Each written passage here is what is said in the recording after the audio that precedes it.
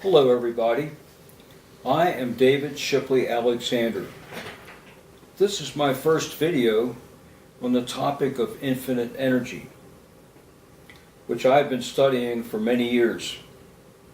So what is infinite energy? I define it this way.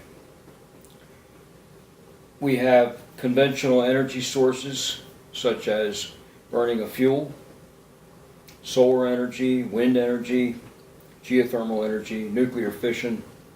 We use these to provide heat and light or move a vehicle such as a car. However, more than a century ago, a number of inventors brought forth non-conventional sources of energy which had these characteristics. There was no widely accepted theory. The output energy was typically more than the input energy. I've seen that myself on the lab bench. And mathematics would show in many cases that the source of this non-conventional energy was infinite. It went by other names such as free energy, space energy, cosmic energy, or zero-point energy. In the late 1980s, three gentlemen named Peter Lindemann, Eric Dollard, and Tom Brown produced videos showing actual experiments of the more advanced work of the great Nikola Tesla. 10 years ago, Peter Lindemann, who was then Dr. Peter Lindemann, was one I met at a conference on infinite energy. He has written an excellent overview article which he's placed on the internet called The World of Free Energy.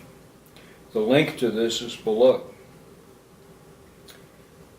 In this video, I'm presenting some highlights of his article, Dr. Lindemann's article, and also my own introduction to this topic.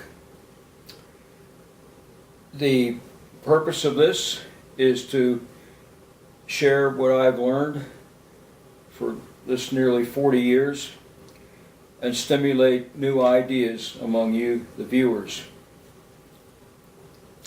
Dr. Lindemann begins his article by telling us that in the 1890s, many new things were being invented and brought forth to the public. The most prominent, for example, would be automobiles and airplanes. While this was going on, new types of energy technology were being brought forth. One of these, of course, was Nikola Tesla, already mentioned. Others were not so well known, but they include Nathan Stubblefield, who extracted electrical energy from the ground, and Dr. T. Henry Moray, who extracted kilowatts of electrical power from a source he called radiant energy by using a portable wooden box containing a receiver circuit that he built. Yet these inventions that were brought forth showing great promise were never fulfilled. They were never commercialized. Why?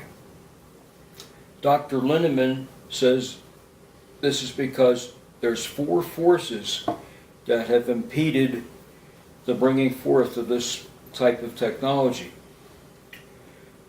These are monetary manipulation, national security, delusions of grandeur and charlatanism as the third, and lack of sufficient spiritual attainment of the public as the fourth. In the first of these, monetary manipulation works like this. In every country, the wealthiest people own the banks and banking institutions, and they control the economy by raising the interest rate to slow the economy down or lowering the interest rate to speed the economy up.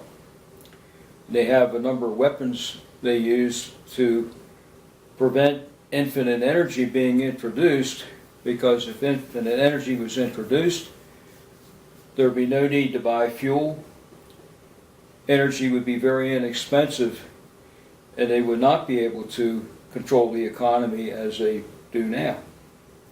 So these weapons are intimidation, the bringing in of so-called expert debunkers, simply buying up technology and shelving it, character assassination, arson, and murder of the inventors. The second of these, national security. Rulers of each nation see infinite energy as a potential destabilization of the current status quo. The third of these, delusions of grandeur and charlatanism. If a scientist has discovered something, an anomaly in nature, which leads him to believe he can bring forth an infinite energy device or system, and then gets delusions of grandeur, which is a psychological imbalance that basically makes it impossible for him to keep on doing good work. It shuts him down. And charlatanism refers to individuals that will hold a meeting somewhere, talk about what they're going to bring forth as a way of an infinite energy device. They sell videos to people about what this device will do. Of course, the device never does appear. And then these people move to the next town to con the people there. And the fourth force impeding the introduction of infinite energy, according to Dr. Peter Lindemann, is a lack of sufficient spiritual attainment of the public, we the people. I'm actually going to quote what he wrote on that.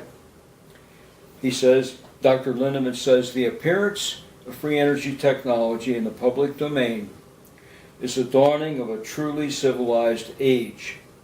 It is an epochal event in human history. Nobody can take credit for it. Nobody can get rich on it. Nobody can rule the world with it. It is simply a gift from God. End quote, and I totally agree. Now, there's actually a shift among the inventors of of infinite energy technology. They're placing their work in books, videos, websites, and not so much as they used to in patents or secrecy. In this, my first video, I presented a brief synopsis of Dr. Lindemann's article, The World of Free Energy. As one who accepts the responsibility he describes, I place this video and subsequent ones on the ethical and spiritual foundation that he provides. It is my intended contribution and step into the truly civilized age that he spoke of that I dedicate this work. I believe that Dr. Lindemann is already a citizen of that enlightened time, and that all can choose to follow him if they will. Thank you very much for your attention. Until the next time, I am David Shipley Alexander.